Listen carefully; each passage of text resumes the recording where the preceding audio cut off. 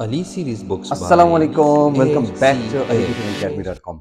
आज हम chemical kinetics पढ़ेंगे और एक ऐसा चैप्टर है जो आसान है, काफ़ी आसान है। इसमें 2 ही छोटे-छोटे मुश्किल काम हैं, चीज़ें हैं और वो भी अगर आप थोड़ा-सा सोचिए, तो भी आसान हो जाता है और उसमें है सबसे मुश्किल तरीन है, उसको कहते हैं ऑर्डर ऑफ द रिएक्शन। तो उसके बारे में हम डिटेल में बात करेंगे, लेकिन आज हम रिएक्शन काइनेटिक्स पढ़ते हैं और रिएक्शन काइनेटिक्स हमें कहता है स्पीड ऑफ द रिएक्शन के बारे में या रेट ऑफ द रिएक्शन के बारे में। अगर आपसे कोई पूछे व्हाट इज़ काइनेटिक्स? तो काइनेटिक्स आपने वैसे ही सुना होगा। इन्हें काइनेटिक्स हम कहते हैं मोशन को जब मोशन होती है तो उसको कहते हैं काइनेटिक एनर्जी। किनेटिक या काइनेटिक दोनों इसकी प्रोनाउंसिएशन है। तो मैं चूंकि यूरोप में था तो बाहर वो लोग किनेटिक ज़्यादा कहते हैं तो मेरे मुंह में भी वो किनेटिक है, तो इसलिए रिएक्शन किनेटिक में कहता हूँ इसको। काइनेटिक और किनेटिक दोनों सही है। एनीवेज, किनेटिक कहते हैं मोशन को। ये किसे कहते हैं? We call it kinetic. लफ्ज जब आता है तो हम कहते हैं यहाँ पर क्या चीज़ हो रही है, यहाँ पर मोशन है। अब मोशन यहाँ पर तो ठीक है, लेकिन रिएक्शन में मोशन किसको कहते हैं? तो रिएक्शन में मोशन की जब हम बात करें तो यहाँ पर ये होता है, ये कहते हैं रेट ऑफ द रिएक्शन को। किसे कहते हैं ये? This is actually to the rate of reaction. ये रेट ऑफ रिएक्शन को हम कहते हैं किनेटिक्स। इसमें जो दूसरी चीज हम पढ़ते हैं वो है factors affecting the rate of reaction. देखो, कुछ चीजें ऐसी हैं जो रेट ऑफ रिएक्शन को बहुत फास्ट करती हैं, कुछ चीजें ऐसी हैं जो रेट ऑफ रिएक्शन को स्लो करती हैं। हम उसको कहते हैं फैक्टर्स। वो फैक्टर्स जो रेट ऑफ रिएक्शन को स्लो करे या फास्ट करे, तो factors affecting rate of reaction ये है। और द थर्ड चीज जो है ये हमें क्या बताता है? ये हमें मैकेनिज्म ऑफ द रिएक्शन के बारे में, रेट ऑफ द रिएक्शन ये हमें बताता है। अब ये तीन चीजें हम मेन पढ़ेंगे इस चैप्टर के अंदर। इसे हमने डेफिनेशन लिखना है कि what is the definition of chemical kinetics, right? तो काइनेटिक्स की डेफिनेशन आई एम श्योर कि बहुत सारे लोगों को आती होगी, नहीं आती है तो मैं बताता हूँ। ओके, हम ये कहते, मैंने आपको बताया केमिकल काइनेटिक्स का मतलब है रेट ऑफ द रिएक्शन। तो वही आपको पता चल गया। और factors affecting rate of the reaction, ये जो 2 पॉइंट्स है ना, ये जो 2 पॉइंट्स, ये वाला और ये, इन 2 पॉइंट्स को इस इनसे हम डेफिनेशन बनाएंगे। तो अगर मैं आपको कहूं यार इन 2 पॉइंट्स को देखिए देखिए और फिर डेफिनेशन बताएं, अब मुझे क्या कहेंगे? आप सिर्फ लफ्ज लिखेंगे द स्टडी। हम कहते हैं स्टडी लगाएंगे, हम कहेंगे the study of rate of reaction and the factors affecting rate of reaction is called chemical kinetics. Definition बन गई। हम क्या कहेंगे? The rate of reaction, the study of ये इनकी स्टडी, ये जो चीजें हमने लिखी है ना, ये इनकी स्टडी। हम कहेंगे the study of rate of reaction and the factors affecting the rate of reaction. ये हम कहते हैं the branch of chemistry which deals with the speed और rate of chemical reaction, mechanism of reaction and the factors affecting rate of reaction. ये हम क्या कहेंगे? The branch of chemistry which deals with that. तो आपको पता है भाई विच डील्स, ये हम हर डेफिनेशन के अंदर लिखते हैं, ना भी लिखो तो कोई इतना फर्क नहीं पड़ता। विच डील्स विद द, और फिर ये 3 चीजें लिखेंगे आप, the rate of reaction, the factors affecting and the mechanism of the reaction. इनको हम कहते हैं chemical kinetics. This is called chemical kinetics. Anyways, ये था हमारा केमिकल काइनेटिक्स, भाई काइनेटिक्स किसे कहते हैं। अच्छा, अब 2 बातें याद रखना। अगर आपने ये डिटेल में पढ़ना है तो डिटेल में पढ़ने के लिए आप क्या करें, आप ये वाली बुक जो है इस्तेमाल करें। ये फर्स्ट ईयर की बुक है, अली सीरीज़ की। अच्छा, याद रखना अली सीरीज़ की। अब आप कहेंगे सर और भी तो बहुत सारी बुक्स हैं, why do you use the Ali series books? उसकी वजह ये है ना, केमिकल काइनेटिक्स जब आप खोलेंगे तो आप इसको ज़रा गौर से देखिएगा। मैं आपको इधर से दिखाना चाहूँगा कि आपको ये क्लियर हो। ये अगर आप इस किताब को देखते हैं इधर, तो आपको ये देखो केमिकल काइनेटिक्स, उसकी definition, types of the reaction है। फिर आप देखो यहाँ का ईटा के साथ या एंटीटेस्ट के साथ कोई काम नहीं है। यहाँ पर एंटीटेस्ट का एमसीक्यू आया है। उसके बाद आपको ग्राफ मिलेगा जो कि एक्सप्लेन करेंगे हम, और आप एफएससी में भी एक्सप्लेन करते हैं इसको। अच्छा, कुछ चीज़ें और हैं। यहाँ पर लिखा है federal and Punjab board only, not for KPK. तो जो फेडरल और पंजाब से है वो ये पढ़ेंगे ये वाला टॉपिक, लेकिन केपीके वाले ये नहीं पढ़ेंगे, ठीक है? उसके साथ फिर आप आएंगे आगे, तो फिर ऑर्डर ऑफ रिएक्शन है। आपको पता है भाई, नो द, ये बहुत ज़्यादा ऑर्डर ऑफ रिएक्शन बहुत कॉमन है एंटी टेस्ट के लिए। तो अगर आप एंटी टेस्ट के लिए तैयारी करते हैं और आप ने एक किताब ऐसी पढ़नी है जिसमें केपीके, फेडरल, पंजाब के वो सारे पॉइंट जो एंटी टेस्ट के लिए चाहिए वो आपने देखने हैं, तो बाकायदा आपको इस किताब के अंदर मिल जाएंगे। बल्कि बहुत सारी चीज़ें और भी हैं जो कि आपको किसी भी एक किताब के अंदर नहीं मिलेगी। और वो चीज़ें आपको मैं बल्कि दिखाऊं कुछ, ये देखो ये आप जरा एक गौर से इस को देखें, यहाँ क्या लिखा है, यहाँ लिखा है for anti test federal and Punjab students only. इसका मतलब ये है कि ये फेडरल एंड पंजाब के लिए है, लेकिन ये एमडीकेट के लिए भी है। अब किसी भी सूबे से है, किसी भी सूबा से, आप सिंध से है, बलूचिस्तान से है, केपीके से है, कहीं से भी है, आपने फिर पढ़ना है अगर आपने एंटी टेस्ट देना है तो ये देखें, ये कुछ चीज़ें ऐसी हैं जो कि आपको देखनी ज़रूरी है। और इस तरह और भी बहुत सारे ऐसे पॉइंट्स हैं कि जो आप सोच भी नहीं सकते किसी और किताब के अंदर। अच्छा, सेल्फ चेक्स, ये देखिए आप, सेल्फ चेक्स अगर आप केपीके से हैं तो आप सेल्फ चेक्स को नहीं जानते होंगे। सेल्फ चेक आपको एक प्रैक्टिस के मौका देता है कि आप जाके इसकी प्रैक्टिस करें। ये सेल्फ चेक्स दी हैं, ये फेडरल से दी हैं। अच्छा, ये फेडरल से। फिर आप ये देखिए, यहाँ पर है ट्रिक्स एंड टिप्स, ये सारे के सारे ट्रिक्स इधर आते हैं। फिर इंटी टेस्ट के एमसीक्यूज सारे के सारे इधर आ जाते हैं। ये सारी चीज़ें आपको इस किताब के अंदर मिलेंगी। तो अगर आप ये कहते हैं कि मैंने सबसे पहले कोई ऐसी किताब पढ़नी है जो कि मेरी कोर्स रिलेटेड हो या टेक्स्ट बुक है, तो टेक्स्ट बुक पढ़ने की कोई ज़रूरत नहीं है, आपको ये वाली किताब देखनी है। ना आपको फेडरल, ना पंजाब, ना सिंध, ना बलूचिस्तान, ना केपीके, इन 5 किताबों में से जो मेन चीज़ें हैं वो इस किताब के अंदर है। You understand?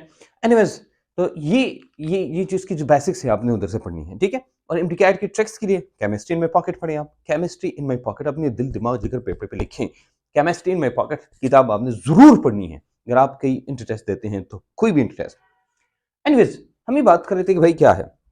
अब आते हैं रेट ऑफ रिएक्शन की तरफ। What is rate of reaction? तो आपने फिजिक्स में पढ़ा होगा कि रेट ऑफ रिएक्शन क्या है, रेट ऑफ रिएक्शन किसे कहते हैं। तो रेट ऑफ रिएक्शन में जाने से पहले मैं आपको चीज़ें बताता हूँ। हमारे पास रिएक्शन की टाइप्स होते हैं, रिएक्शन के टाइप्स होते हैं, और वो रिएक्शन के टाइप्स, बल्कि मैं ये एक्सप्लेन करके फिर आता हूँ। अच्छा, रेट ऑफ रिएक्शन किसे कहते हैं? रेट, तो आपको पता है रेट हम कहते हैं स्पीड को, स्पीड को कहते हैं। रेट हम किसे कहते हैं? स्पीड को कहते हैं। हम कहते हैं ना, स्पीड किसे कहते हैं? This is change per unit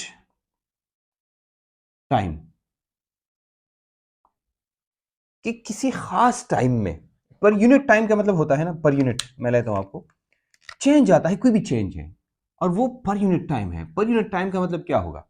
तो पर यूनिट टाइम का मतलब होता है पर सेकंड, एक सेकंड के अंदर, एक मिनट के अंदर, एक घंटा के अंदर, एक दिन के अंदर, लेकिन एक खास टाइम, दिन को वैसे नहीं लेते हैं उसमें, लेकिन हम ये कहते हैं किसी भी इनमें से, देखो सेकंड, मिनट या आवर, कोई भी ऐसा है, एक मिनट, एक सेकंड या एक घंटे के अंदर कोई चेंज आता है, उसको हम कहते हैं रेट या स्पीड कहते हैं, चेंज पर यूनिट टाइम। लेकिन यहां पर क्या है, क्योंकि रिएक्शन है, रिएक्शन है, तो हम कहते हैं यहां पर क्या होगा, चेंज इन कंसंट्रेशन।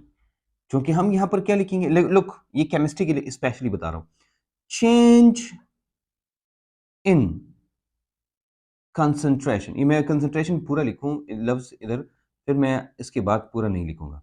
कंसंट्रेशन को पूरा हम ऐसे लिखते हैं, CONC डॉट, इसका मतलब होता है कंसंट्रेशन।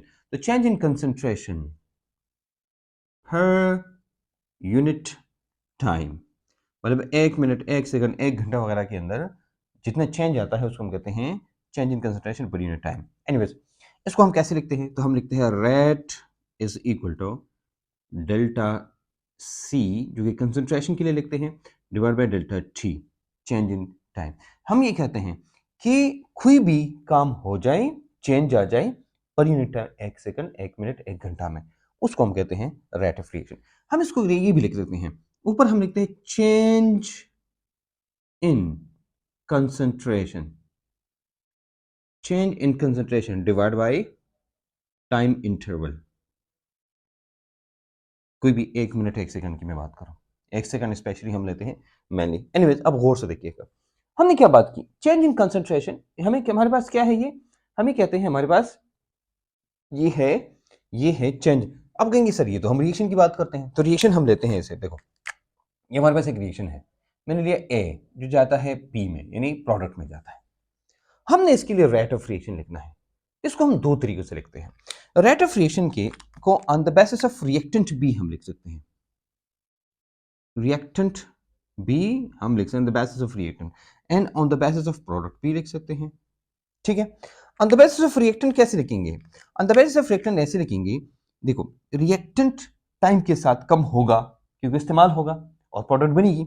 हम लिखेंगे, देखो ये नहीं है, ये हम लिखेंगे डेल्टा और concentration of A divide by T या पर सेकंड हम लेते हैं, ये हमारे पास हो गए। लेकिन इसके साथ हम क्या लगाएंगे? माइनस लगाएंगे। क्या लगाएंगे हम? ये हम माइनस लगाएंगे। अब हम कहेंगे सर माइनस क्यों लगाएंगे? क्योंकि भाई हमारे पास जो चेंज इन कंसंट्रेशन आती है, तो this change is actually decrease in concentration with the passage of time. ये रिएक्टेंट खत्म होता है तो प्रोडक्ट बनती है। तो आप कहेंगे सर प्रोडक्ट के लिए कैसे बनाएंगे? फिर हम लिखेंगे डेल्टा और ये concentration of P divide by delta T, ये हम लिखेंगे। ये देखो ये फर्क है दोनों। Change in concentration for the reactant, change in concentration for the product, delta P यानी प्लस लिखेंगे यहाँ पर। अगर आप न लिखो ना, प्लस माइनस लिखो तो कोई फर्क नहीं पड़ता। यहाँ पर लिखेंगे प्लस लिखो या ना लिखो, डेल्टा पी, डेल्टा में नहीं लिखा, delta P divide by delta T. इसको हम कहते हैं इसका रेट, इसको हम कहते हैं इसका रेट। You understand now? ये रिएक्शन तो हमारे पास ये आया कि हम इसको ऐसे लिखते हैं कि हम क्या लिखेंगे? हम लिखेंगे डेल्टा, सॉरी, रेट को हम लिखेंगे, rate for the reactant, for the reactant मैं लिखूंगा is equal to minus delta, और मैं कंसंट्रेशन के लिए आर लिखूंगा। फॉर एग्जांपल ये रिएक्शन मैंने ऐसे लिया कि फॉर एग्जांपल मेरे पास रिएक्टेंट है वो जाके प्रोडक्ट में कन्वर्ट होते हैं, डेल्टा टी ये हम लिखेंगे। ये हमारे पास हो गया, ये हमारे पास हो गया ये इसकी फॉर द रिएक्टेंट्स, ठीक है। प्रोडक्ट्स के लिए हम कैसे लिखेंगे?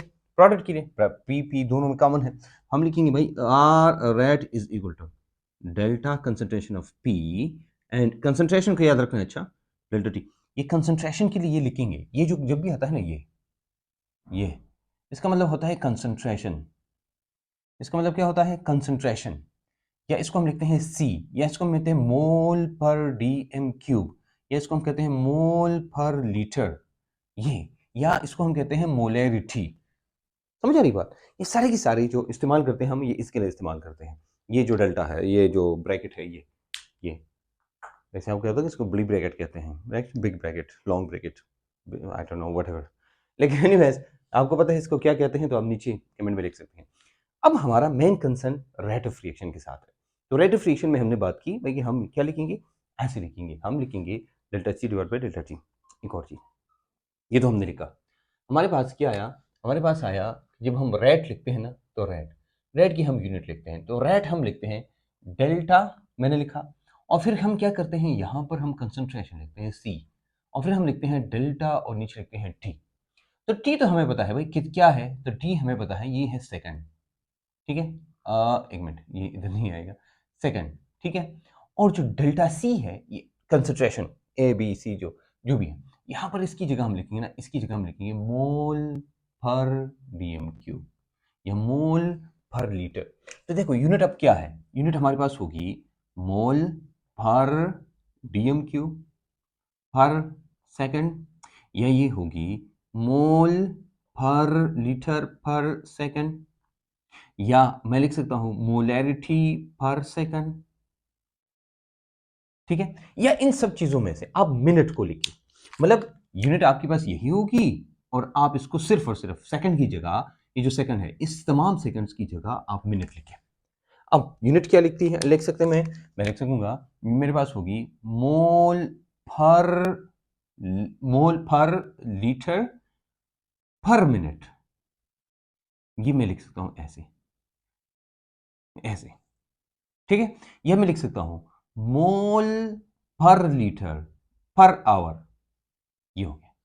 अब डिपेंड करता है भाई आपके पास किस यूनिट की जरूरत है, तो हम लिख सकते हैं मोल पर डीएम क्यूब, मोल पर डीएम क्यूब में भी ऐसे लिख सकते हैं मोल पर डीएम क्यूब, फॉर एग्जाम्पल आपने लिखा पर आवर, ये हो गया। तो ये हमारे पास आ गई ये चीज। तो ये है, this actually the units of the rate of the reaction. Do understand now? Okay, अब आते हैं types of the reactions. Okay, so let's talk about the types of reactions. हमारे पास तीन किस्म के मेन रिएक्शंस होते हैं और तीनों की तीनों हम बात करेंगे। पहला रिएक्शन है जो कि बहुत ही फास्ट होता है, उसको हम कहते हैं वेरी फास्ट रिएक्शन, और जो दूसरा रिएक्शन होता है उसको हम कहते हैं वेरी स्लो रिएक्शन।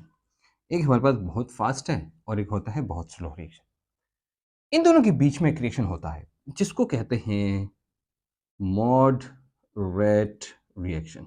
ये सबसे इंपॉर्टेंट है हमारे लिए। अच्छा, वेरी फास्ट रिएक्शन कौन सा है? तो पहले आप इसको समझे।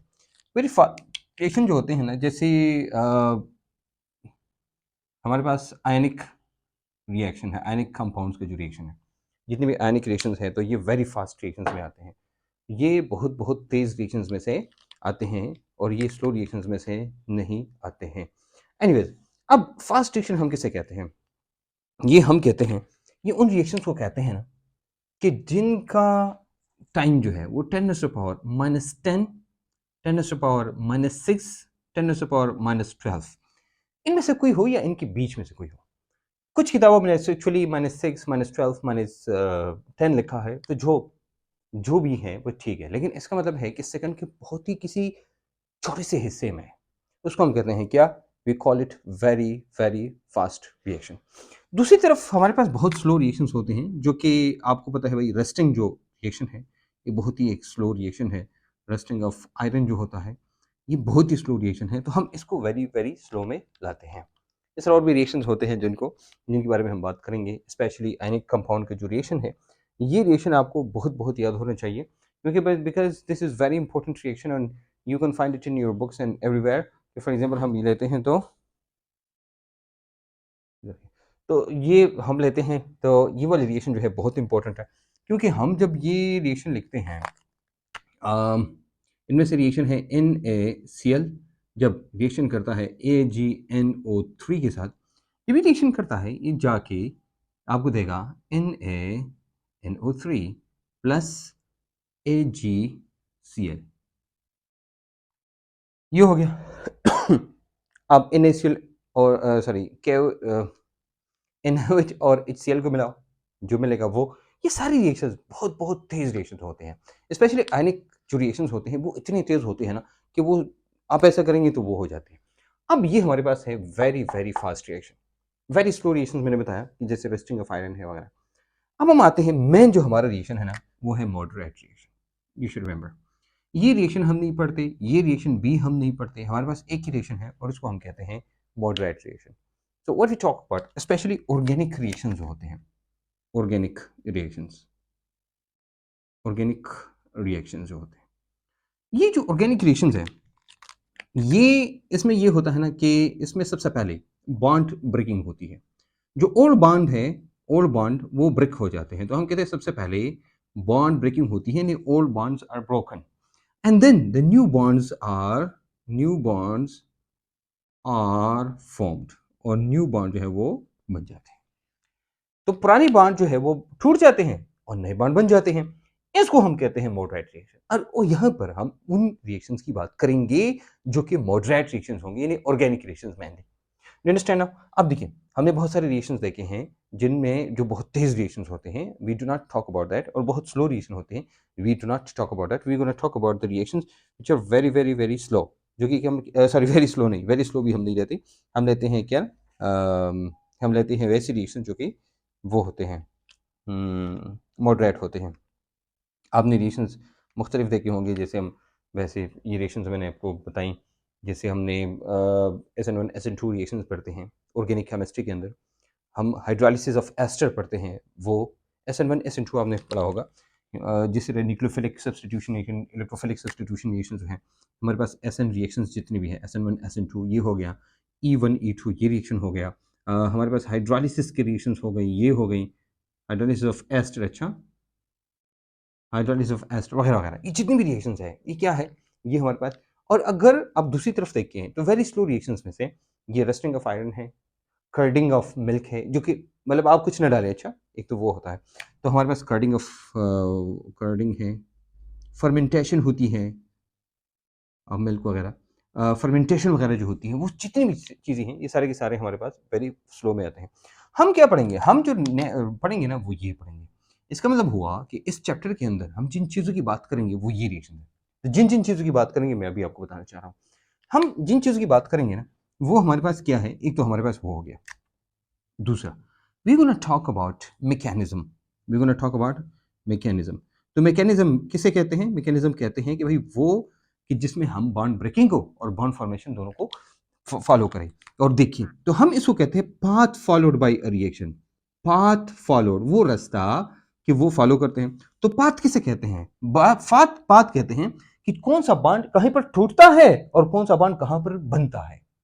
इसको हम कहते हैं क्या? इसको हम कहते हैं मैकेनिज्म, या इसको हम कहते हैं path followed. Understand now? Number 2, हम कौन सी चीजें नहीं, रेट हमने कहा भाई, रेट हम पढ़ेंगे। और किन चीजों के साथ ये रेट ज्यादा या कम होता है, हम इसको कहते हैं फैक्टर्स इफेक्टिंग। तो हम पढ़ेंगे ये फैक्टर्स, ये 3 चीजें हो गई। क्या पढ़ेंगे? मैकेनिज्म, रेट और फैक्टर्स। हम शुरू करते हैं रेट से, रेट, फैक्टर एंड मैकेनिज्म, या रेट, मैकेनिज्म एंड फैक्टर्स, ये पढ़ते हैं। कौन सी चीजें हम नहीं पढ़ते हैं? The things which we do not talk about है, we don't study, we don't study. हम क्यों नहीं पढ़े? क्या चीजें हैं जो हम नहीं पढ़ते हैं? देखो, हम जितना भी मैकेनिज्म पढ़ेंगे ना, इसमें हीट की हम बात नहीं करेंगे। किसकी हम बात नहीं करेंगे? हम इसकी बात नहीं करेंगे भाई कि डेल्टा एच इसका क्या है, या कैसे हम कैलकुलेट करते हैं। इसके बारे में हमारा कोई काम ही नहीं है। जैसे स्टोइकियोमेट्री में भी, यानी यूनिट नंबर 1 में भी हमारा इसी चीज़ों के साथ कोई काम नहीं है, लेकिन उनका तो बहुत सारी चीज़ों के साथ काम नहीं है। स्टोइकियोमेट्री हम कहते हैं रेट ऑफ रिएक्शन के साथ, मैकेनिज्म के साथ, हीट के साथ, टेम्परेचर के साथ, इनके साथ कोई काम नहीं है। ठीक है? लेकिन यहाँ इन चीज़ों के साथ काम है। यहाँ पर आप देखेंगे डेल्टा एच नहीं है, डेल्टा एच कितना, ये एक्सोथर्मिक है, एंडोथर्मिक है, क्यों है, कैसे है, ये सारी चीज़ें हम पढ़ते हैं थर्मोकेमिस्ट्री में। कहाँ पढ़ते हैं? थर्मोकेमिस्ट्री में। देखो, हम जहाँ पर भी ये कहते हैं ना, आपने जब अगर आपने पढ़ा है इक्विलिब्रियम, उसमें हम एक्सटेंट ऑफ रिएक्शन पढ़ते हैं कि रिएक्शन कितना हो गया। यहाँ पर हम ये बात नहीं करते, यहाँ पे we do not talk about the extent, ये रिएक्शन कितना हो गया, कितना हो गया, और कितना रह गया है, और कितना मन्ना ना बाबा, इसके साथ हमारा काम नहीं है। नो एक्सटेंट, एक्सटेंट के साथ हमारा कोई काम नहीं है कि भाई ये रिएक्शन कितना हो गया या हो गया। ठीक है? डेल्टा ई, यानी अगर हम ये रिएक्शन करते हैं तो इसमें कितनी हीट बाहर गई, एनर्जी बाहर गई, कितनी एनर्जी अंदर गई, या वो जो सोल्यूशन है, जो जो भी है, उसके अंदर क्या होता है, हम उसके बारे में भी बात नहीं करते। किनेटिक्स में गैसेस, लिक्विड्स एंड सॉलिड्स, हम तीनों की बात करते हैं। वैसे हमें पता है कि जो गैसेस हैं उनकी रिएक्शन बड़े तेज होते हैं, लिक्विड की रिएक्शन स्लो होते हैं, और सॉलिड की रिएक्शन बहुत बहुत बहुत बहुत स्लो होते हैं। You understand? तो इसी तरह हम बात करते हैं इन चीजों की, भाई हमारे पास क्या है। तो हम जब किनेटिक्स पढ़ते हैं ना, kinetics is very important. Kinetics क्या है? बहुत इंपॉर्टेंट है। किनेटिक्स का सबसे बड़ा फायदा ये होता है कि जब आप किनेटिक्स पढ़ते हैं तो रेट ऑफ रिएक्शन जो है, रेट ऑफ रिएक्शन या किनेटिक्स से आप किसी भी चीज का जो प्राइस है वो प्रेडिक्ट कर सकते हैं। कि आप, अगर एक रिएक्शन जल्दी होता है और कम टाइम रहता है तो एनर्जी कम इस्तेमाल होती है, हम कहते हैं इसकी प्राइस ज्यादा होगी, कम होगी, सॉरी बाय मिस्टेक, प्राइस कम होगी, तो कम प्राइस की लिए ये सब चीजें करते हैं। और अगर नहीं, अगर यहाँ पर रेट ऑफ रिएक्शन बहुत स्लो है या स्लो है, हम कहते हैं इसकी प्राइस ज्यादा होगी क्योंकि ज्यादा टाइम इस्तेमाल होगा। तो बहुत सारी चीजें ऐसी हैं कि जो चीजें हम इसमें पढ़ते हैं। देखो, हमारे पास दो किस्म की चीजें होती है ना, हमारे पास जो थर्मोकेमिस्ट्री है और इक्विलिब्रियम है, तो हम दो चीजें रिएक्शन पढ़ते हैं। एक को हम कहते हैं माइक्रो स्टडी और एक को कहते हैं मैक्रो स्टडी। मैक्रो स्टडी में बहुत सारी चीजें हम कंसिडर फिर नहीं लेते हैं। तो मैक्रो स्टडी हमारे पास थर्मोकेमिस्ट्री है और इक्विलिब्रियम है। हम पढ़ेंगे बाय द वे, थर्मोकेमिस्ट्री और इक्विलिब्रियम वो बकायदा क्या है, those are called macro study. You understand? Macro का मतलब होता है कि एनीवेज, यहाँ पर हम क्या करते हैं, यहाँ पर तो हमारे पास 3 टाइप की रिएक्शंस है, very fast, very slow and moderate. तो हम मॉडरेट पढ़ेंगे, मॉडरेट रिएक्शंस यहाँ पर पढ़ेंगे हम। बात यानी इसके अंदर मैकेनिज्म, कौन सा बॉन्ड टूटता है, कौन सा बॉन्ड बनता है, कितना टाइम लेता है वो, और ये तेज करने के लिए हम क्या करें, या इसको स्लो करने के लिए हम क्या करें। रिएक्शन बहुत तेज है और आप उसको फॉलो नहीं कर सकते हैं, तो क्या करेंगे, रिएक्शन को स्लो करेंगे। तो हम ऐसा कैटलिस्ट या कोई ऐसे काम करेंगे, टेम्परेचर ज्यादा कम या जो भी है, उसके साथ उस रिएक्शन को हम स्लो करेंगे। You understand? तो उसको हम कहते हैं फैक्टर्स। तो फैक्टर्स हम पढ़ेंगे, and the path, the rate, ये 3 चीजें पढ़ेंगे। तो जो नहीं पढ़ेंगे, delta H, extent of reaction, delta E हम नहीं पढ़ेंगे। अब आते हैं हम एक और चीज की तरफ जिसको कहते हैं टाइम, टाइम कंसंट्रेशन ग्राफ। अच्छा, एक और चीज बताना चाहूंगा, आप इस टॉपिक को दोबारा पढ़ना चाहते हैं डिटेल में थोड़ा सा, तो मैं बताना चाहूंगा आपको कि आप 361 इस किताब की पेज नंबर 361 पे आएंगे। यहीं पर आपको वेरी स्लो रिएक्शंस में आपको rusting of iron, half life, fermentation of water at room temperature, fermentation of sugar, blackening of white lead, ये आपको दिए हैं वेरी स्लो रिएक्शंस में। ठीक है? वेरी फास्ट रिएक्शंस में आपको इधर दिया है 10, 14 एंड 16, ये भी दिया है जो हमने अभी इधर बात की है। इसके बारे में एक रिएक्शन भी दिया है। बाकी आपको भी बताया है कि हम क्या-क्या कौन-सी रिएक्शंस हैं कि जो फास्ट रिएक्शन हम नहीं पढ़ते, जैसे for example instead of flash photolysis and spectrographic methods and burning of coal are not studied under kinetics. ये चीज़ें हैं कि हम इन चीज़ों को नहीं पढ़ते हैं, या ऐसे रिएक्शन जो बहुत तेज़ होते हैं, उन रिएक्शंस को हम नहीं पढ़ते हैं। तो एक काम करें, इंपॉर्टेंस ऑफ किनेटिक्स भी दी है। ये मैं इधर से इसलिए बता रहा हूँ क्योंकि एमडीक्यूआर में इसकी कुछ ज़्यादा वर्थ नहीं है। ये सिर्फ़ आपकी अंडरस्टैंडिंग के लिए। यहाँ पर दिया है कि इंपॉर्टेंस ऑफ किनेटिक्स ये है कि in industry economic conditions can be set for reaction to obtain maximum benefit. और फिर कहते हैं rate information helps to find the mechanism of a chemical reaction and mechanism is the actual pathway of reaction from which reactants to product. हम path followed by the reaction is called this one. तो ये वाली बात हम कर रहे थे, ठीक है। ये मैंने आपको बताया। अब हम आते हैं एक और चीज़ की तरफ। वो क्या है? उसको हम कहते हैं ये ग्राफ है। हम इस ग्राफ को फॉलो करेंगे जिसको कहते हैं टाइम कंसंट्रेशन ग्राफ। हम इसको क्या कहते हैं? Time concentration graph. और इस ग्राफ को आपने समझना है। देखो, सबसे पहले मैं ग्राफ को ड्रा करता हूँ ऐसे। ये है हमारे पास, ये है। ये लाइन क्यों ऐसे टीवी हो जाती है मुझसे? अच्छा, ओके, ये हमने लिया। अब हम क्या करेंगे? हमारे पास टाइम और कंसंट्रेशन है। तो एक तरफ हम टाइम लेंगे, दूसरी तरफ हम कंसंट्रेशन लेंगे। हम टाइम और कंसंट्रेशन दोनों को देखेंगे कि हमारे पास टाइम कहाँ है और कंसंट्रेशन कहाँ है। टाइम और कंसंट्रेशन, टाइम कहाँ होगा बाय द वे? नीचे ना। ओके, एक्स एक्सिस पे हमारे पास क्या होगा? यहाँ पर होगा टाइम, और वाई एक्सिस पे क्या होगा? ये हमारे पास होगी कंसंट्रेशन। ओके, वैसे मैं इन चीज़ों की मैं नहीं पढ़ना चाह रहा हूँ अभी, क्योंकि अक्सर हम बात करते हैं कि वेरिएबल को हम कहाँ ऐड करेंगे और जो वेरिएबल नहीं है फिक्स उधर को कहाँ फिक्स करेंगे। ये हम अक्सर जब वो होता है, क्या नाम है, ग्राफ शाफ हम पढ़ते हैं गैसेस वगैरह बाकी चीज़ों में, उधर अक्सर हम पढ़ लेते हैं, लेकिन यहाँ पर हमें इस बहस में नहीं पढ़ना चाहता हूँ। अच्छा, हम क्या करते हैं? हमारे पास रिएक्टेंट्स होते हैं ए प्लस बी, ठीक है। और ये जो है, आपने रिएक्शन शुरू किया, ये हमारे पास रिएक्शन ऐसे आता है। ये मैंने गलत ड्रा किया एक्चुअली, ये रिएक्शन ऐसे होता है, ये एक्चुअली हमारे पास ऐसे होना चाहिए, ये, ठीक है। और यहाँ पर प्रोडक्ट नहीं होती शुरू में, शुरू बनना शुरू हो जाती है, फिर ये ऐसे होता है, ठीक है। और ये ऐसे ऐसे होता है, क्योंकि मैं ऐसे कर लूँगा थोड़ा सा, इफ़ यू डोंट माइंड। और ये ऐसे, ओके। ये हमारे पास क्या है? ये, अब देखना, ये हमारे पास, इसको हम कहते हैं, ये रिएक्टेंट है, और ये क्या है? This is product. Reactant and product. शुरू में देखो, हमारे पास रिएक्शन शुरू होता है, तो ये रिएक्शन की शुरू का टाइम है, जहाँ पर हमारे पास रिएक्टेंट्स है लेकिन प्रोडक्ट्स नहीं है, यहाँ पर ये जीरो है, ठीक है। कुछ टाइम बाद ये जो रिएक्टेंट्स है, ये प्रोडक्ट्स में कन्वर्ट होते हैं। ये देखो, यहाँ पर ये प्रोडक्ट्स में कन्वर्ट होते हैं, फिर ये रिएक्टेंट कम होते हैं तो प्रोडक्ट ज़्यादा होते हैं, कम ज़्यादा कम ज़्यादा कम ज़्यादा। अब यहाँ से हम क्या मालूम करते हैं? यहाँ से हम रेट ऑफ रिएक्शन मालूम करते हैं। रेट ऑफ रिएक्शन, हम पढ़ते तो वैसे रेट ऑफ रिएक्शन ही है। अब रेट ऑफ रिएक्शन से हमें कैसे पता चलता है? हमें पता चलता है इससे, ये नहीं है, ये लाइन ऐसी है, ये लाइन जितनी सीधी होगी तो रेट ऑफ रिएक्शन उतना ही ज़्यादा होगा, और ये जितनी टेढ़ी होगी, इसका मतलब रेट ऑफ रिएक्शन उतना ही कम होगा। देखो, यहाँ पर हम देखते हैं, ये वाली लाइन में रहता हूँ, ये वाली लाइन नहीं, ये वाली, ये हमारे पास ऐसी है तकरीबन। ये देखो, ये हमारे पास सीधा है, ऐसा सीधा ना, इस सीधा के साथ लाइन जो है वो, देखो वो ऐसी है, ये देखो ऐसी, ठीक है। यहाँ पर हम आएंगे ना, ये यहाँ पर ये लाइन ऐसे आके ऐसी होगी, तो ऐसी होगी मतलब ये ऐसी हो जाएगी, ठीक है। फिर जब यहाँ पर हम आएंगे ना, यहाँ ये लाइन ऐसी है, ये हमारे पास ऐसी है, ठीक है। फिर ये लाइन और भी ऐसी हो गई, और फिर ये देखो, ये लाइन हमारे पास ऐसी है। अब अगर इन लाइन्स को देखिए आप, अगर मैं इसको और अगर ड्रा करना चाहूँ ऐसी, मैं ये देखूंगा, जनाब ये देखो, ये हमारे पास ऐसी आएगी, ये हमारे पास ऐसी, ये हमारे पास ऐसी, ये हमारे पास ये लाइन तो ये नहीं है ये, इसका रेट ऑफ रिएक्शन बहुत फास्ट है, और इसका रेट ऑफ रिएक्शन जो है ना, रेट ऑफ रिएक्शन वो बहुत स्लो है। ये वेरी फास्ट है, ये वेरी स्लो है, ठीक है। वेरी फास्ट और स्लो हमें किसने बताया? ये हमने, इसको हम कहते हैं स्टीपनेस।